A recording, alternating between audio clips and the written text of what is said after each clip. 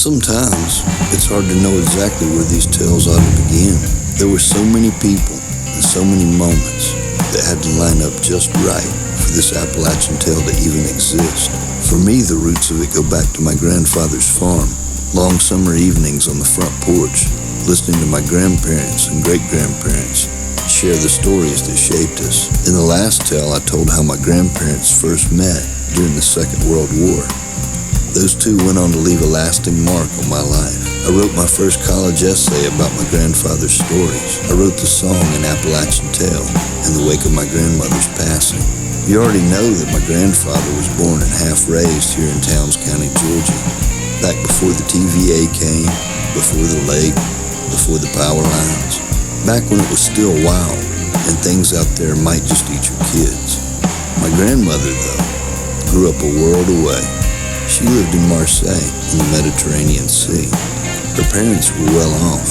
Summers were spent in the country, and her mother was a sophisticated woman who had plans for her daughter to marry an up-and-coming doctor in the city.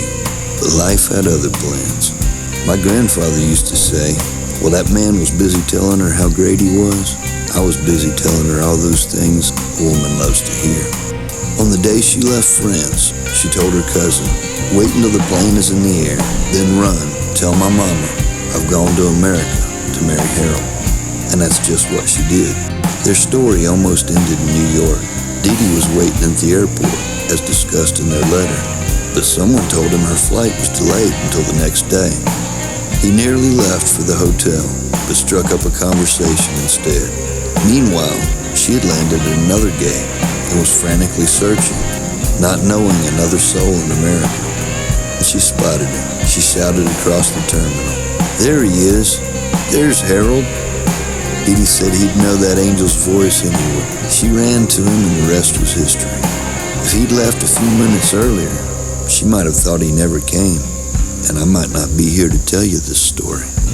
When Dee Dee came home from the war, he used every penny of his Army checks to buy 148 acres here in Towns County. Said the Army fed him, clothed him, and even washed his clothes, and that he could win enough playing cards to keep cigarettes. So he saved it all and bought the land his parents had leased, even though there wasn't a road to it yet.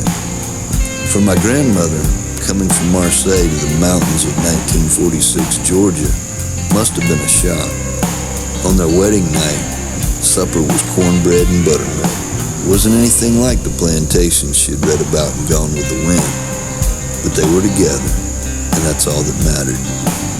They carved out a life in these hills, raised my mother and her siblings, and became the kind of role models the world could use more of.